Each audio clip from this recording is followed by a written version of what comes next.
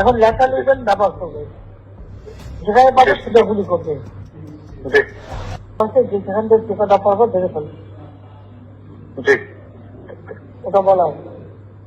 আর যেখানে গ্যাদারিং দেখবে সেখানে ওই উপর থেকে, এখন উপর থেকে পাচ্ছি অলরেডি শুরু হচ্ছে কয়েকটা জায়গায় কমে গেছে। মোহাম্মদপুর থানার দিকে মনে হয় যাচ্ছে একটা থানার দিকে। হ্যাঁ হ্যাঁ, তবে পাঠায় দিই রাত্রে। জি, তবে আপনার নির্দেশনা লাগবে।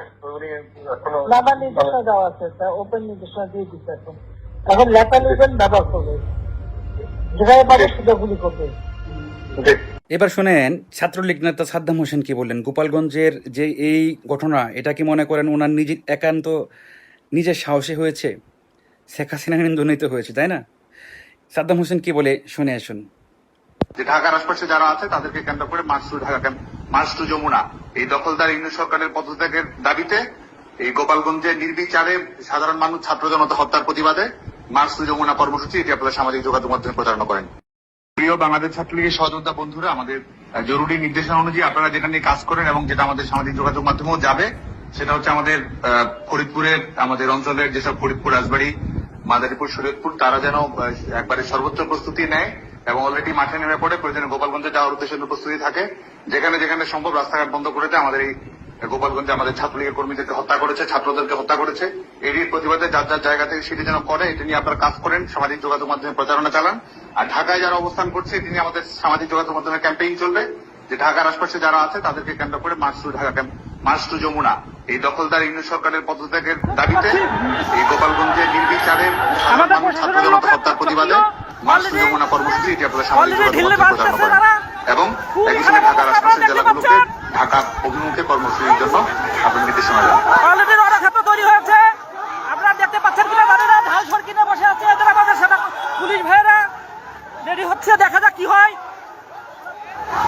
এনসিপি ভাইয়েরা পলাতক, তারা এক সেকেন্ডের ভিতরে চুরমার হয়ে গেল, দেখতে পাচ্ছেন আপনারা সবাই।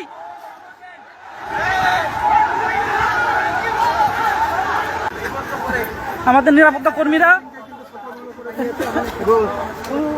কর্মীরা ছত্রভঙ্গ করে দিয়েছে, দেখতে পেয়েছি কি অবস্থা দেখেন।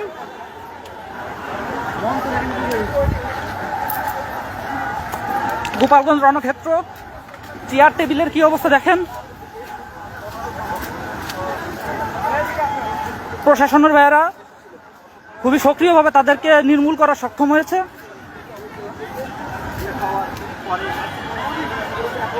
আমাদের রনি ভাই ৭১ টেলিভিশনের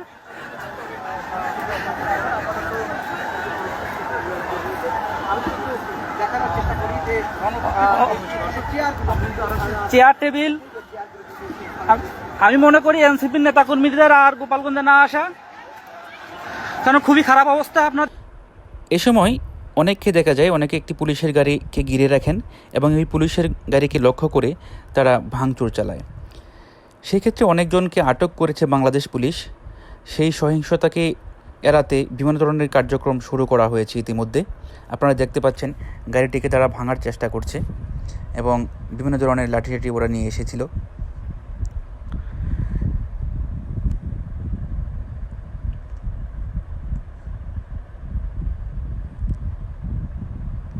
তো পুলিশ সদস্যরা কিন্তু গাড়ি ফেলে চলে যায়। নিরাপত্তা ব্যবস্থা জোরদার করতে সার্জিস এবং হাসনাত আবদুল্লাহকে আর্মির ট্যাঙ্কারে করে নিরাপদ স্থানে নিয়ে যাওয়া হয় এবং তাদেরকে নিরাপদভাবে এক্সিট দেওয়া হয়, তারা যেন কোনো হতাহতের ঘটনা হওয়ার আগেই যেন জায়গা ত্যাগ করতে পারেন। সেই সুরক্ষাটা নিশ্চিত করেই কিন্তু তাদেরকে এখান থেকে উদ্ধার করা হয়। দেখতে পাচ্ছেন হাসনাত আবদুল্লাহ, সার্জিস আলম, ওরা কিন্তু ট্যাঙ্কে উঠে বসেছে এবং আর্মি তাদেরকে খুবই কড়া নিরাপত্তা দিয়ে নিয়ে যাচ্ছে। এই ট্যাঙ্কারটিতে মূলত হাসনাত আবদুল্লাহ এবং সার্জিস আলম উঠেছেন এবং নিরাপত্তা দিচ্ছিলেন সেই ক্ষেত্রে বাংলাদেশ সেনাবাহিনী।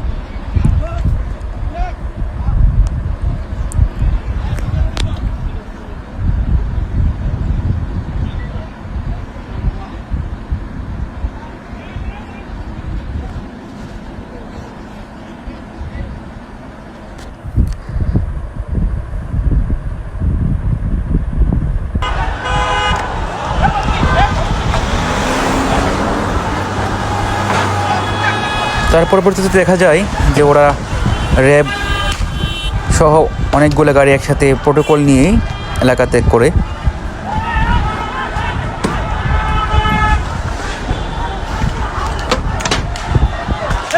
তো গোপালগঞ্জের এই ঘটনাটিকে আপনি কিভাবে দেখছেন একটু কমেন্ট বক্সে অবশ্যই জানাবেন।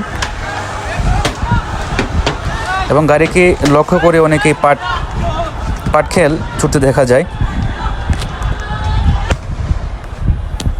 আজকে গোপালগঞ্জের যা অবস্থা হয়েছে, কারফিউ জারি করা হয়েছে পরদিন সন্ধ্যা পর্যন্ত। এখানে ধাওয়া পাল্টা দেওয়া হয়েছে, আর্মি, পুলিশ, বিজিবি মোতায়েন করা হয়েছে। আওয়ামী লীগ এবং এনসিপি নেতা সহ সবার সাথে একটি দফায় দফায় সংঘর্ষ হয়েছে। এর কারণটি যদি আমি বলি, ক্ষমতার লোভে সবাই পাগল। কে ক্ষমতায় বসবে? এখন যেহেতু আওয়ামী লীগ নাই, ধরা হয় গোপালগঞ্জকে আওয়ামী লীগের ঘাঁটি, এবং আওয়ামী লীগ এটাকে স্বতঃস্ফূর্তভাবে লুফিয়ে নিয়েছেন সুযোগটি। যেহেতু গোপালগঞ্জ ওনারা যাচ্ছেন, এনসিপি নেতারা সুযোগটিকে শতভাগ গ্রহণ করে এটাকে কাজে লাগিয়েছেন। কিন্তু এলাকাবাসীর দাবি এবং যারা এখানে এনসিপি পার্টির নেতারা ছিল, লোকরা যারা ছিল, তাদের দাবি যে গোপালগঞ্জে যখন মিটিংটি করা হয় তখন প্রায় 300 গজ দূর থেকে স্লোগান দিয়ে এসে ওনাদের উপর একটা অতর্কিত হামলা করা হয়। এই সময় পুলিশ নির্বিকার দাঁড়িয়েছিল, পুলিশের কিছু করার ছিল না। এর পরবর্তীতে ঘটনা আরও অন্যদিকে মোড় নেয়। ঘটনা অস্বাভাবিক পর্যায়ে চলে যায়, ধাওয়া পাল্টা দেওয়া হয়, আর্মি এসে ধরে, অনেক কিছু করে, পুলিশ আসে। একটা পর্যায়ে আওয়ামী লীগের যে লোকগুলা, আওয়ামী লীগ সমর্থিত লোক, তারা কারাগারে হামলা করে এবং কারাগারে তাদের যে বন্দিরা ছিল তাদেরকে ছিনিয়ে নেওয়ার একটা চেষ্টা করে। ওই সময় ওই পুলিশ, বিজিবি এবং আনসার বাহিনী, সেনাবাহিনী সহ সবাই একটি কড়া নিরাপত্তা জোরদার করেন যেন এরকম অপ্রীতিকর ঘটনা না ঘটতে পারেন। এখন আমার কথা হলো এটাই, যে এটার কলকাঠি যারা নাড়াচ্ছেন এই দেশে বসে এখন পর্যন্ত, তাহলে চিন্তা করে দেখেন তারা এখনও কতটা ক্ষমতাবান। এই পর্যন্ত অনেকেই গ্রেপ্তার হয়েছেন এবং এর মধ্যে অনেকেই পরপারে পাড়ি জমিয়েছেন। কিন্তু এটির সুষ্ঠু সমাধানে এখন পর্যন্ত কি এটা আশা করা যাচ্ছে না। এটা কোন দিকে যায়?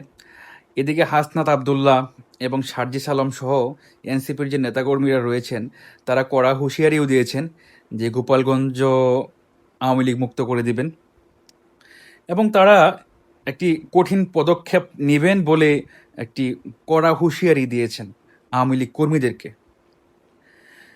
এখন আওয়ামী লীগ কর্মীরাও কিন্তু এটা নিয়ে অনেক ক্ষেপে রয়েছেন, তারাও কিন্তু নাছোড়বান্দা। তাদের একটা কথাই যে তাদের ঘাঁটি যেখানে, যাদের আওয়ামী লীগের আঁতরঘর যাকে বলা হয় গোপালগঞ্জকে, সেটাকে ওনারা রক্ষা করবেন।